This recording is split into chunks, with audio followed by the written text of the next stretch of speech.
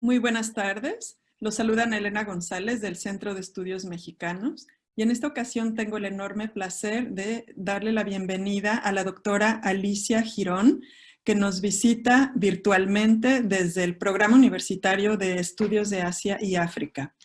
La doctora Girón es economista con un posgrado en estudios latinoamericanos. Sus líneas de investigación son la economía financiera y la economía de género. Forma parte del alto panel para el empoderamiento económico de las mujeres y su perspectiva es post-keynesiana con una línea totalmente heterodoxa que sin duda resultará muy interesante y muy refrescante para todos nuestros espectadores. Alicia, muchas gracias por aceptar esta invitación. Te doy la bienvenida y te cedo la palabra. Pues mil gracias, Ana Elena, por invitarme a la sede de la UNAM Reino Unido. Es un gusto estar allí, donde estuve hace 2 años, y por supuesto, pues me encanta platicar, sobre todo con los estudiantes de King's College, y bueno, también de los estudiantes del Reino Unido. Sí, Ana Elena, a mí me gustaría un poco iniciar sobre todo cómo desde la perspectiva de la economía feminista estamos viendo el desarrollo de la pandemia, el impacto que ha tenido COVID-19 cuando China para su economía. Pero algo que he estado comentando en diferentes pláticas es que la economía, toda la política económica y sobre todo las políticas de los bancos centrales después de la gran crisis del 2008-2009 y que entramos en un periodo de gran recesión, todas esas políticas lo que hicieron fue debilitar la economía. Si nosotros revisamos las expectativas que tenía el Fondo Monetario Internacional cada año desde el 2009, pues siempre decía que iba a haber tasas de crecimiento, según sus pronósticos, pues eran altas, y a los 2, 3 meses volvían a bajar, y así nos pasamos una década, yo diría que del 2009 al 2020, con una línea quebradiza, pero con una tendencia a la baja. Y lo único que subió, y eso es muy interesante, son los beneficios que tuvieron las grandes corporaciones. Entonces, si nosotros revisáramos cómo se venden estas acciones en el mercado de la City, en Londres, que es donde confluyen gran parte de toda la venta de acciones, las ventas a futuro de los productos, de los commodities, pues vemos que las grandes corporaciones ganaron muchísimo dinero. Pero además también estas ganancias, también otras corporaciones, por lo mismo de que se mantuvieron tasas de interés muy bajas, pues también hay corporaciones no financieras que se endeudaron muchísimo, y también los países. Entonces, Wuhan realmente dispara de alguna manera varios elementos de cómo venía funcionando la economía. Uno de ellos, yo diría, es que toda la economía está totalmente entrelazada, está totalmente internacionalizada, los sectores productivos, los sectores de cómo se distribuyen esos productos, incluso de cómo se cotizan, por ejemplo, los commodities de África en la City, en Londres principalmente, y también en Wall Street, cómo se van cotizando, pues no tiene nada que ver con la realidad, pero además algo que sí tenemos que ver con mucha claridad es que todo lo que producimos y todo lo que consumimos del mundo exterior, pues viene principalmente de China. Entonces, Wuhan lo que viene a demostrar es el entrelazamiento de esas cadenas productivas, y cuando Wuhan definitivamente se cierra a partir del COVID, del coronavirus, bueno, simplemente China deja de producir, deja de exportar, pero también deja de importar. Y entonces lo que pasa es que simplemente en África, todos sus productos de exportación, minerales, alimentos, y también es el caso para, por ejemplo, lo que produce Brasil, lo que produce Argentina en productos de alimentos para China, o lo que producen Perú, Bolivia, Chile en minerales, pues bueno, definitivamente China deja de importar. Y entonces, por ejemplo, todo lo que exporta Europa a China, pues también simplemente separa la economía. Este parón de la economía está relacionado, si bien con la pandemia, cuando se declara que es una pandemia y hay que empezar a cerrar los canales, pues es parar la economía. Y lo más grave de esto es el empleo.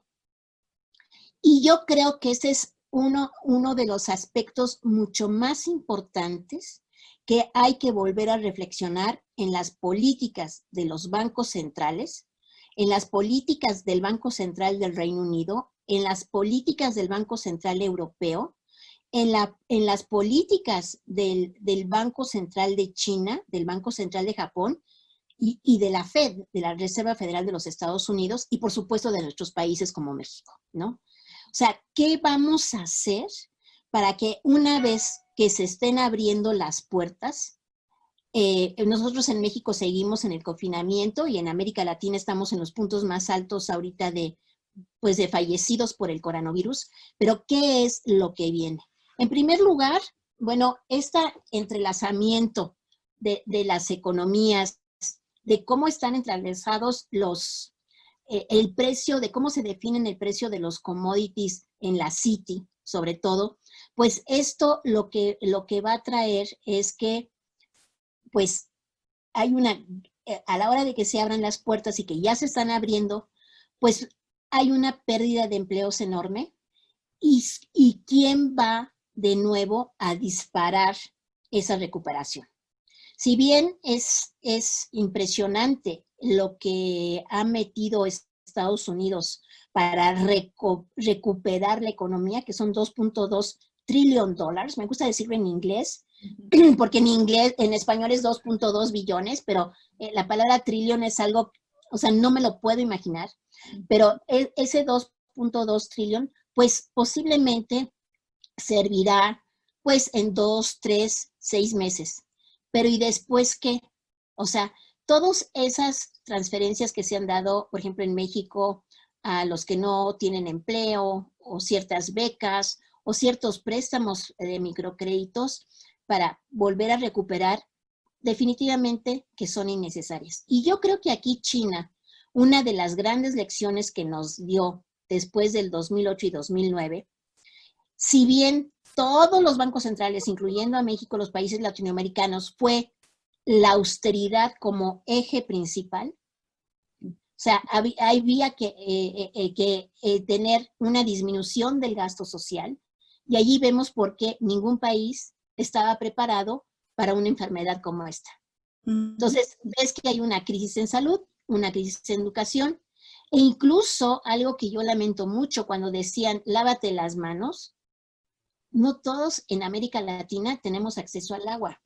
Incluso en algunos países como en la India, como países como el sudeste asiático, e incluso en el propio Estados Unidos o incluso en China. O sea, lo que nos enseña la pandemia, más allá de una radiografía de las desigualdades, lo que nos enseña es la falta de esas políticas económicas, y ahí sí el responsable son los bancos centrales, de no abrirse mucho más o de invertir mucho más hacia la salud, la educación, acceso al agua. Nada más pongo esos tres, que son, y que son parte de la Agenda 2030.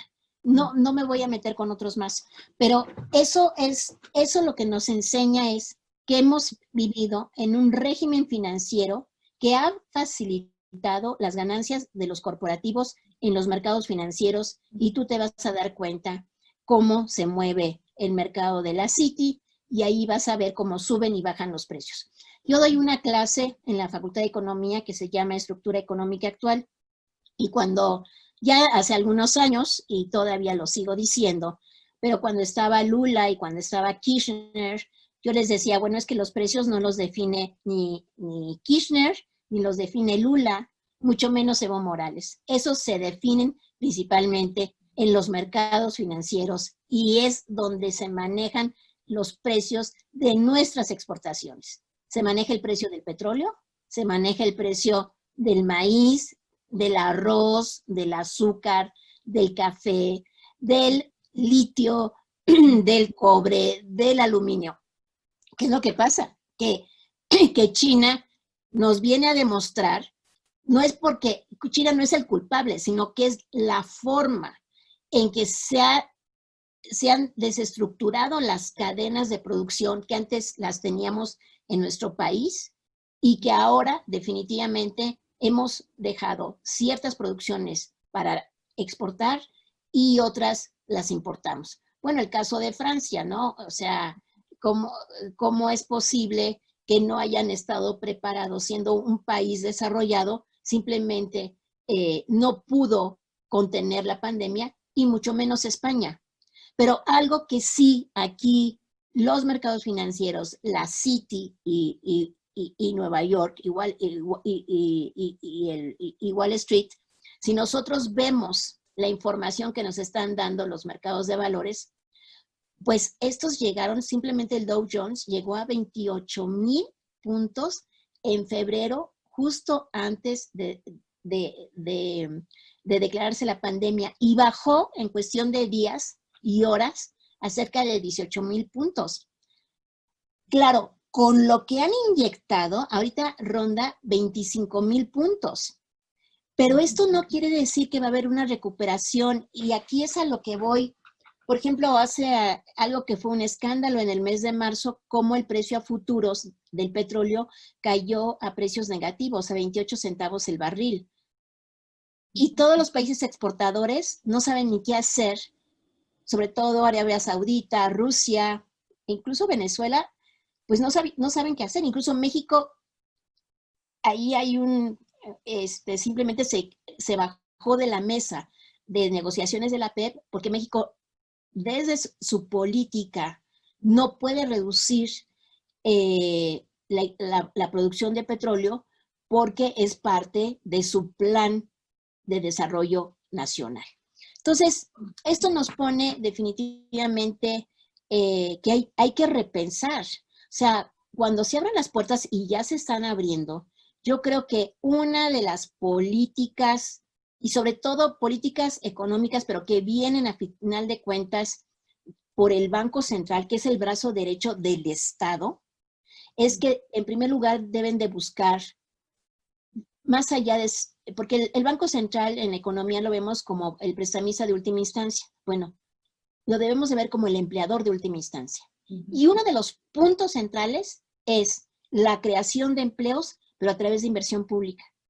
Si el Estado dispara la inversión pública, automáticamente la inversión privada. O sea, una economía funciona al día de hoy. O sea, podemos tener el imaginario de una economía estatal, una economía socialista, pero eso yo creo que son ideales que los tuvimos muchos cuando empezamos a estudiar economía.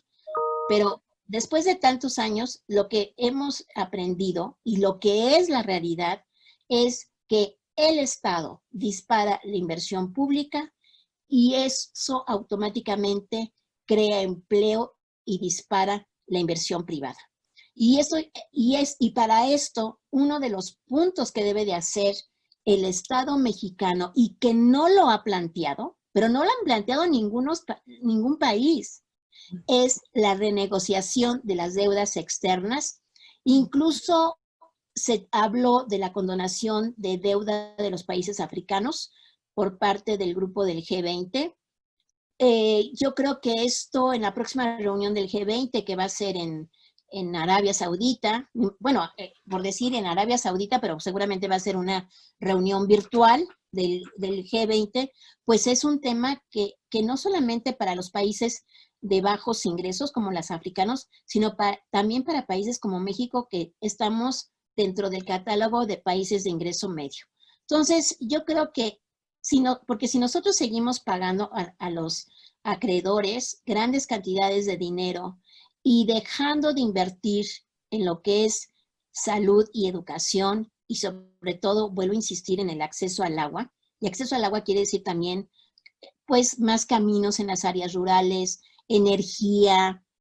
Entonces, yo creo que eso de alguna manera vamos a contener lo que es la creación de empleo y por supuesto también, porque además de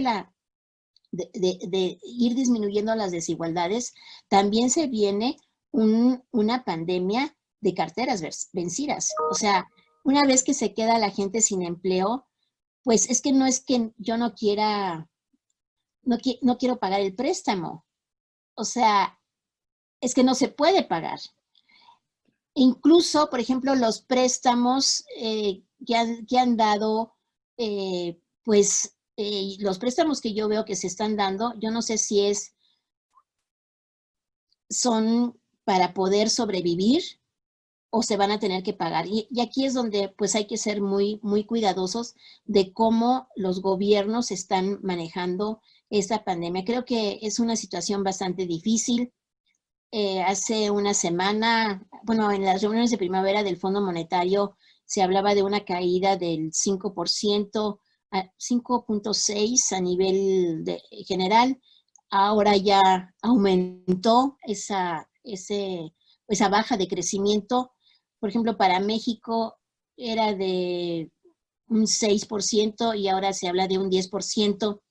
Pero esos números que sí causan pesimismo, yo creo que se pueden convertir en tasas de crecimiento sostenidas en la medida bueno, pues que definitivamente para mí, creo que como economista, más allá de estar viendo el cruce de la demanda y la oferta, lo que tenemos que poner en el centro es la creación de un programa de pleno empleo. Y de pleno empleo, pues no solamente para México, para América Latina, sino sobre todo para los países africanos.